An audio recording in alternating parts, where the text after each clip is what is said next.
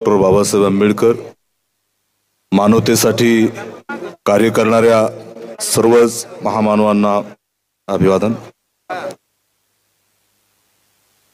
आपण ज्या कारणाने या ठिकाणी एकत्र आलेलो आहोत ते अत्यंत महत्त्वपूर्ण आहे आपल्या सर्वांसाठी।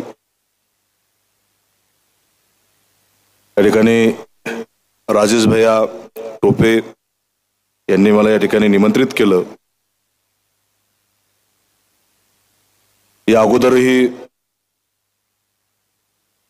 त्यांनी बऱ्याच वेळेस निमंत्रित केलेलं आहे।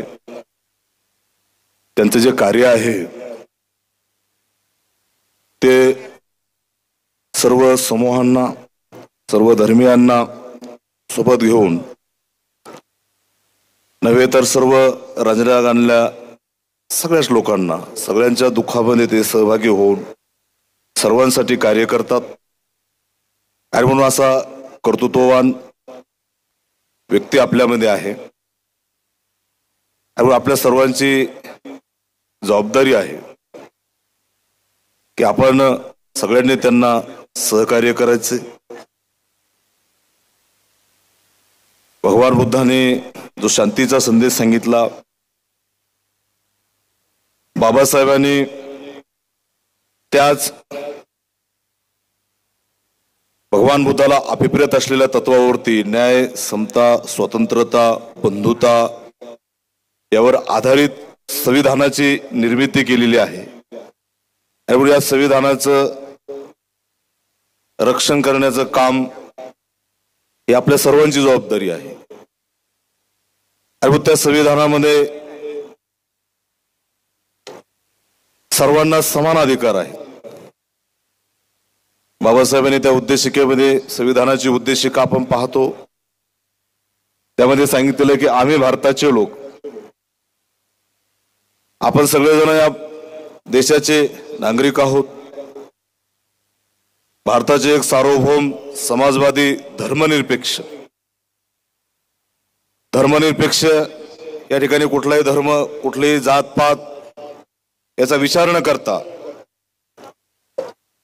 भैयासाहेब या जातीपातीच्या बंधनांना तोडून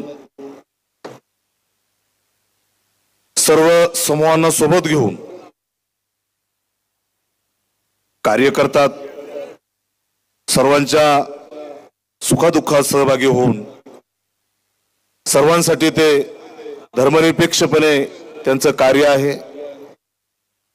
20% राजकारण आणि 80% समाजकारण अशा पद्धतीचा आपण त्यांच्या कार्याचा लेखाजोखा पाहतो। आणि म्हणून हे सगळं आपल्या सर्वांना ज्ञात आहे। भैयासाहेबांनी या ठिकाणी आशीर्वाद घेण्यासाठी आशीर्वाद बोलवलेला आहे। या ठिकाणी त्यांच्या निमंत्रणांना त्यांचं निमंत्रण स्वीकारून या ठिकाणी मी आलो। आपण सगळेजण तुम्ही सर्वजण भैयासाहेबांच्या पाठीशी आहात। तथागत बुद्धांचा आशीर्वाद, बाबासाहेबांचा आशीर्वाद, तथागतांच्या चरणी वंदन करून या ठिकाणी मी प्रचंड असं यश भैयासाहेबांना लाभो अशा पद्धतीचा आशीर्वाद या ठिकाणी व्यक्त करतो आणि माझे 2 शब्द थांबवतो।